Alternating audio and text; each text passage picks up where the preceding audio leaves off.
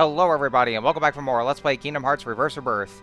In the last episode, for some weird-ass reason, we had to run in with Ansem despite the fact that we have clearly vanquished him, but he came back somehow, and, you know, after a little bit of a tutorial fight, he also went ahead and enhanced Riku's dark powers, and so, well, actually gave us a new ability for us that we'll definitely see, and then I'm definitely going to show off, so...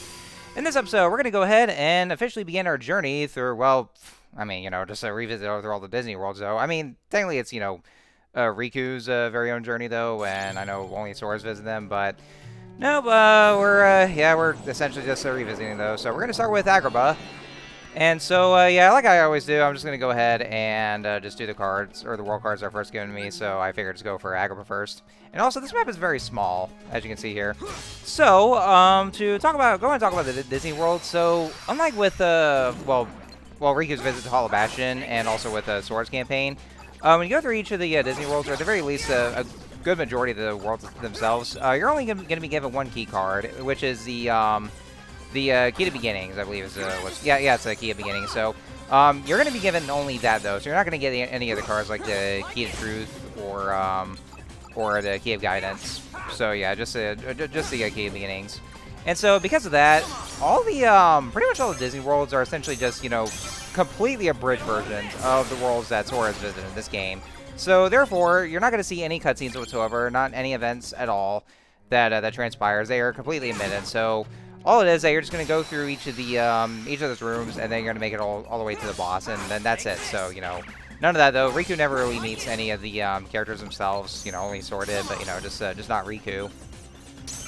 So, yeah, because of that, they are just, you know, very short. They're honestly kind of dull in a way, though, because, I mean, like, you know, granted, I know I've given these worlds quite a bit of flack for essentially being, you know, filler worlds and just, you know, being just, you know, glorified rehashes of the, well, I would say the worlds in Kingdom Hearts 1 themselves, though, but more so for their own respective Disney movies. So, you know, very much those. But at the very least, they actually did have events going on, and, you know, you actually see what happens. You actually meet the characters. So, in a way, I mean, it's better than nothing. But Riku, on the other hand, none of that ever happened, so none of that really matters at all, though. You just go through them like just a quick like, and so because of that, that just makes it come off as really dull and boring. So. But yeah, all aside here, so this is actually where I show off Riku's dark mode. So, as you can see here, Riku has entered, you know, with a D mode, or some dark mode, and yeah, this is going to call it D mode because, yeah, that is some good D, wouldn't you say? We all want the D. Okay, I'm sorry, I just had to go there, so, anyway, so what it is that what happens is that whenever you break an enemy's card, like, you know, depending on how much points you have, you know, you actually get some dark points, and so depending on how much the value you break the enemy's card, and so like you know, just do the math right here, and then you actually get you know, at least more than one of those points. So yeah, that happens whenever you break an enemy's card, and so you get the you actually see the meter of the top left corner of the screen is that your the dark points will actually fill up. And so, when it reaches max, which the maximum number is 30, and so, what happens is that, as long as it reaches max, and then whenever you start to use the card, the Riku automatically enter the dark mode, and he goes into his dark form. And so, what happens is that he gets an attack boost, and all of his cards will be reloaded automatically. And this is actually where he gets your increase your dark points. That actually gets unlocked. So, that's only after Ansem basically enhances or increases Riku's dark powers. So, that's actually what it is. So, so yeah, when that happens, then, you know, Riku gets more powerful, and, you know, he, all his cards are reloaded, so you get all those back. And so, yeah, and not only does he get more attack power, but he also, he gets, you know, some more reflexes, too. Like, you know, he gets more, you know, he gets more elegant, I would say, you know, when he uses base moves, like, you know, dodge roll and all that, like, you know, kind of twirls around, so, you know, it kind of does look elegant in a way. And so, what also happens is that, and this is actually something I did not show off, I had to look this up, and I forgot you actually do that, though. But only when you're in D mode, Riku actually, this is when Riku actually gets his own slates. So, therefore, you know, he can actually, select some cards, and so, depending on what numbers they are, they can get, like, you know, stuff like Dark Viraga, or Dark Break, and so, like I said, I completely forgot. Well, I mean, maybe either was I forgot, or maybe I just, I guess I didn't know because I haven't played this for a long time. But, or actually, no, it was actually, you know, the fact that I forgot. You know, like I said, you know, for the fact that I haven't played this in a long time. But yeah, because of that, I forgot to, I never bothered to show off the slates and those abilities that Riku gets. So now that I finally remembered after having just recently looked it up, and I actually don't show this off again in the next video. Well, I never really show this off in the next video because, you know, this is actually, I actually realized that, you know, after, we'll just after we recorded the next episode. So in the next episode after, then I'll do my show off. Yeah, I know, I'm running low on HP because I actually took quite a bit of hits there. And no, I don't want to attack that yellow opera first because I want to get my health back. Well, I need more health, but also to get rid of the most annoying sound there is, though. I swear to God, though, like it just gets really annoying though, because, you know, with having to hear that sound constantly, because it does actually sound like a police siren. Oh God, Riku, what did you do? What did you do to break the law or commit crimes here?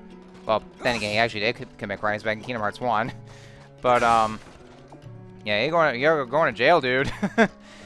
But yeah, so like I was saying, so I will show off the slates when Riku goes in D mode or dark mode, but well, I mean, same thing though, but yeah, at the moment for this world and the next world, I don't even get to show it off because, you know, again, I forgot. But hopefully the next world then, or next world after, then I will definitely show them off. But yeah, this will be the only way that Riku actually gets his own slates. And so I think the okay, yeah, I was thinking of another way here, but yeah, that's only when Riku enters D mode. So yeah, that's just when you get his own slate. So so yeah, that's at the very least I actually show that off though. And yeah, it's at this moment actually it's kind of pointless to just go around and bringing people shit like in all the all the peddling stands and all the nice merchandise, because, you know, because unlike Sora, Riku does not get any extra cards or Moogle points. All he gets is HP orbs. And so in this room at least it is pointless though, because, you know, because the save point actually does fully restore your health. So I didn't. It was completely unnecessary to break those. I mean, I guess, you know, it was always kind of forced habit, you know, having played through Sora's campaign, and I would always just go and, you know, break some shit to get more new attack cards or some other cards and get more Moogle points. But no, I had to realize that I'm playing as Riku now, and Riku doesn't get any of that whatsoever. So I got to break out that habit though, because, you know, old habits die hard. So anyway, so now we make it over to the boss already. So I mean, I was gonna say that you know how the boss works, but I don't think I need to do so because like, you know, it's literally the same as a, you know, so yeah, we already made it to Jafar in his genie form, and yeah, it just goes right in there. I mean, you know, we get no cutscenes, like I said. So yeah, it's very much the same because, you know, or the same as Sora, or actually, you know, it's very same as in Kingdom Hearts 1 for that matter, because, you know, your only target is Iago, just holding the lamp, so that's all you have to do. So there really doesn't need to be any explanation to how you fight it, because I already did so. So I mean, it doesn't need any more. I will say though that this is actually one of the more annoying bosses though, and I guess I probably could have used the Maleficent card, but I forgot to do that once again because, you know, I always forget. So. But yeah, I gotta say though that this is actually the one boss I have one of the most troubles. As a matter of fact, fuck this boss fight and it's mainly because, you know, with the way that Jafar attacks and, you know, with his laser, it's almost impossible to dodge. And well, until you actually at least break the card though. But a lot of times you'll use his high number card for using the laser, and so it's kind of hard to break. And I don't know if I have any zero cards. The other thing is it's also really hard to just try to get to a Iago to attack him. And so, because he keeps flying all over the place, and so I kept missing him a lot. So yeah, that's so. In other words, fuck this boss fight. It's definitely one of the more annoying boss fights, is what it is. So yeah, I do have a bit of trouble here. But there we go. Yeah.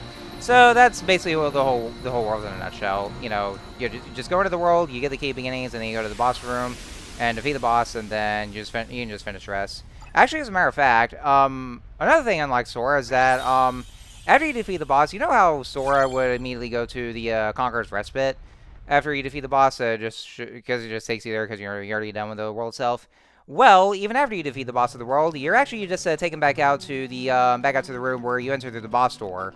So therefore, even after that, then you have to go through a few more rooms to actually reach the Conqueror's Respite. So yeah, you don't get teleported there. You actually have to reach the Conqueror's Respite yourself after defeating the boss. And so, I mean, on one hand, it's annoying because for one thing, because, you know, you thought you'd be done, but no, there's actually a few more you have to do. The game literally goes like, you're not fucking done here. But on the other hand, I mean, at least you can actually, so I can still get some more experience, though, and so, you know, just get some more level up, so, I mean, I guess I kind of jumped in here with all boss, so. Now, here's another thing I also didn't talk about, because I was kind of going over with, you know, the whole thing about the demo, just go to the worlds and all that, and just cover all this here. After you clear through Hollow Bastion, so Riku finally meets up with King Mickey. And so he actually, this is actually where he joins you, and so this is actually where he can actually use the Mickey card. And so what he does, whenever you summon Mickey, what he'll do is that he actually, he stuns all the enemies, and he also gives them a few bit of damage, depending on, you know, what kind of level there is, if you stock up to 3 Mickey cards at the very least. And so, not only that, then he also immediately reloads your deck. So, oh, actually, no, did I mention the other thing he does? Okay, well, yeah, there's about, like, 3 things that he does. So, he stuns all the Heartless, and then he also reloads your deck automatically, so, you know, you don't really have to do, have to wait for the reload animation. But also, he also heals you, so, so whenever you get low on HP, as long as Mickey, you have the Mickey cards, then you use that, and then Mickey will be your, he'll be your healer, in addition to, you know, just reloading your attack card. So he's definitely, you know, one of the best kind of party members you have here. Even though, well, actually, another thing that's different about, you know, another difference about Riku is that, or from Riku from Sora, is that Riku doesn't really get any party members whatsoever, though, for each of the worlds. So, you know, in the case of Agrabah, then that means you don't have Aladdin with you. So yeah, but the only kind of party member you have basically is you just have Mickey with you. So yeah, so if you summon Mickey, then you know he does, you know, real well. You know, just reloading the cards and healing you and stunning the enemies. So he's actually he's definitely one of your great assets right here. And if you get to, like, you know, to 3 Mickey cards, then he actually does the level 3, and so yeah, then he actually managed to do damage on some of the enemies here. So. Yeah, so make sure you use, so especially if you're in trouble, then yeah, Mickey's definitely your best asset here, so you're gonna make sure to use him. And I think that's pretty much all there is to with the new stuff for Riku and all that, so. Other than that, then yeah, it's just the very same trek through the world, and so because of that, then Riku's campaign is a little more boring, I would say, and so, you know, it just, I don't know.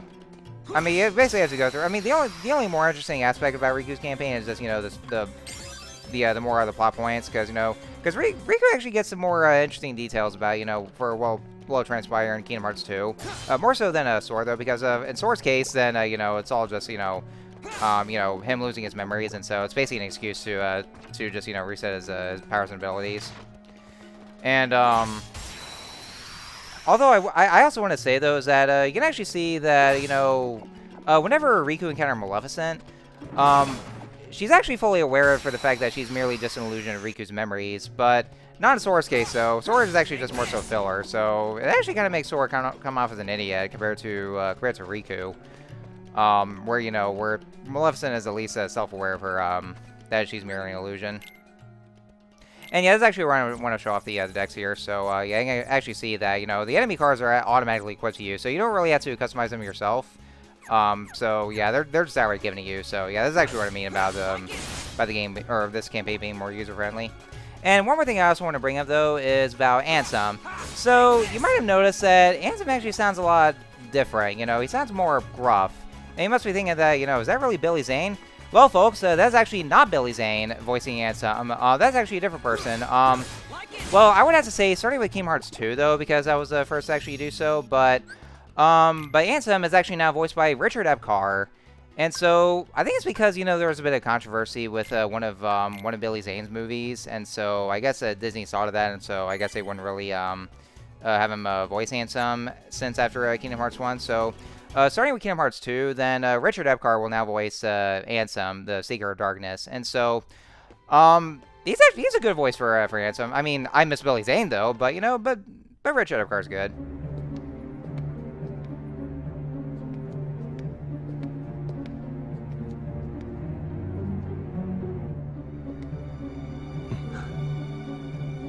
I have identified the scent. It is Riku. Riku, you say? Has he emerged from the realm of darkness?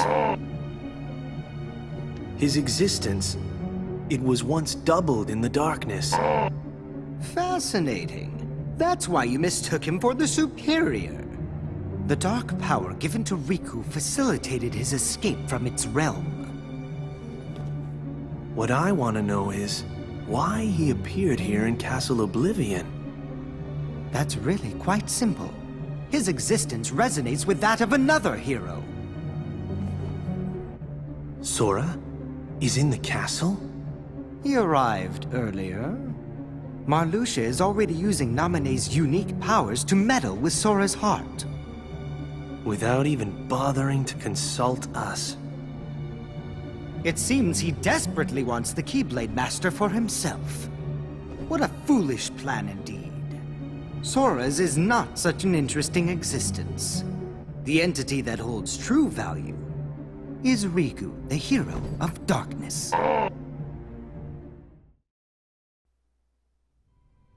I just say, why is it they have all the lights turned off? Is that actually for a menacing effect, though? No, I don't even see that here. Turn some lights on, will ya? What are you trying to do? Save the electricity bill or something like that? I don't know.